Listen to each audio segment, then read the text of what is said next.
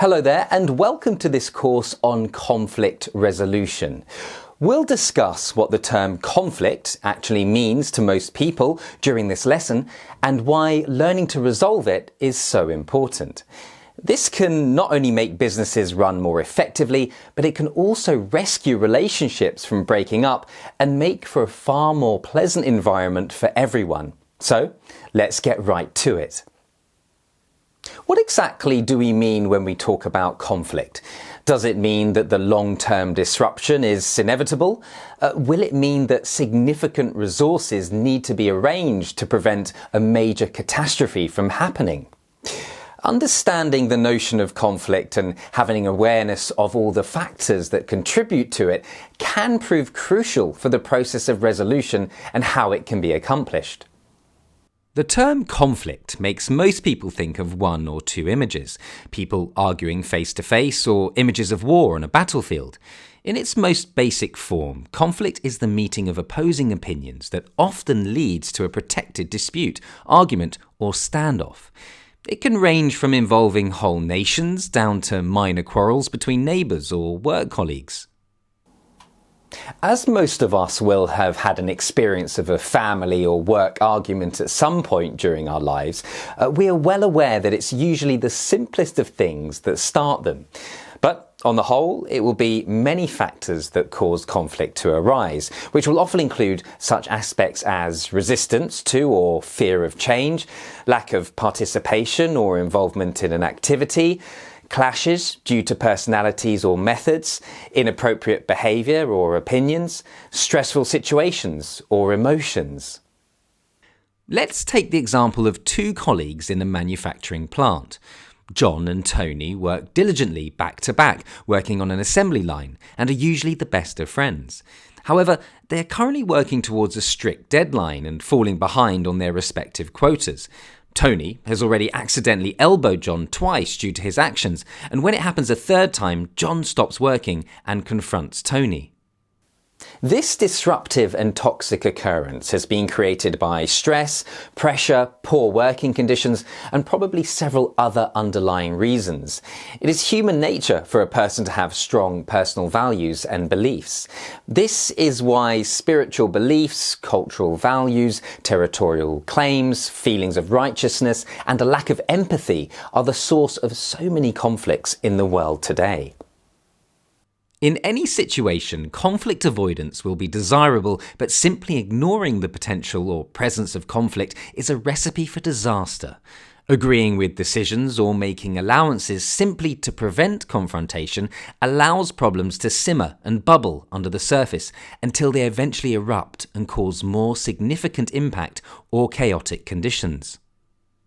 This is why all businesses and employment sectors consider the ability to resolve conflicts to be a valuable and sought-after skill in any marketplace.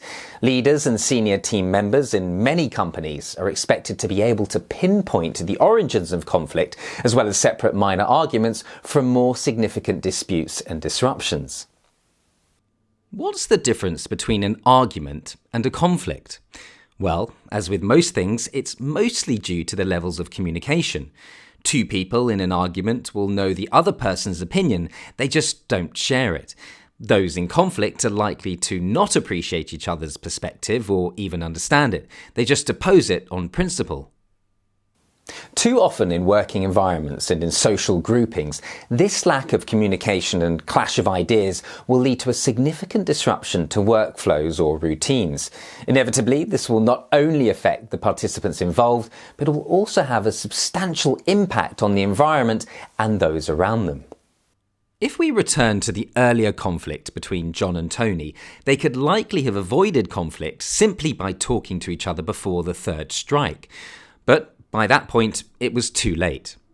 If they or somebody in charge had noticed the symptoms, the outcome and ongoing consequences of the confrontation could have been resolved before they even occurred.